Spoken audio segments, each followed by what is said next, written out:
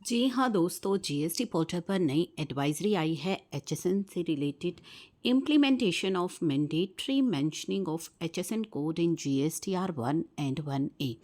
तो जैसा कि अभी एडवाइजरी आई थी कि आपको मैंडेटरी अपना एचएसएन मेंशन करना है अपनी जीएसटीआर 1 और 1A में, सभी के लिए मैंडेटरी किया गया था। After successful implementation of phase 1 and phase 2, now phase 3 यानी कि फेज़ 1 और फेज़ 2 तो सक्सेसफुली इम्प्लीमेंट हो गया था पोर्टल पर। Regarding table 12 of GSTR 1 and 1A is being implemented from return period, जो आपकी फरवरी की रिटर्न पीरियड है तब से एप्लीकेबल होगा। इन दिस फेज़ अब इसमें क्या होगा, manual entry of HSN has been replaced by choosing correct HSN from given drop down.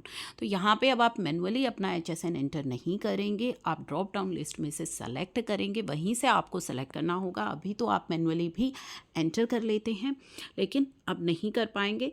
Also table 12 को भी चेंज किया गया है, जो आपकी जीएसटीआर 1 की टेबल 12 है वो भी चेंज हो जाएगी, यानी कि table 12 has been bifurcated into 2 tab. तो टेबल 12 में भी 2 टैब्स होंगे, B2B and B2C, to report the supply separately, ताकि आप इन सप्लाईज को सेपरेटली रिपोर्ट करें।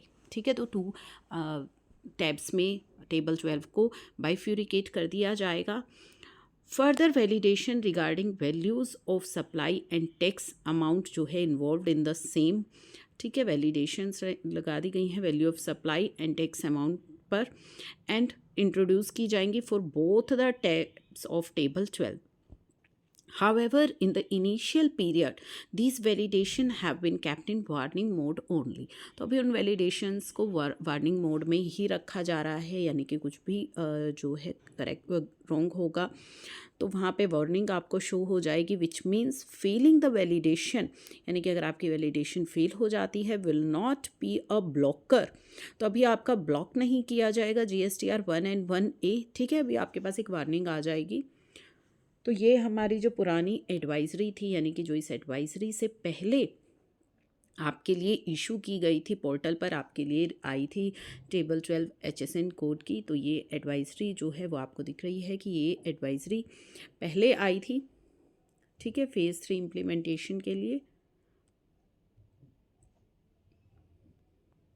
जिसमें कि बताया गया था कि फरवरी 2025 रिटर्न पीरियड से जो है ये अब आपकी एप्लीकेबल होंगे चेंजेस। तो यहाँ फरवरी 2025 रिटर्न पीरियड से ये सभी चेंजेस आपके लिए एप्लीकेबल हो जाएंगे। ये हमारी डिटेल्ड एडवाइजरी है जो पहले पोर्टल पर लाई गई थी।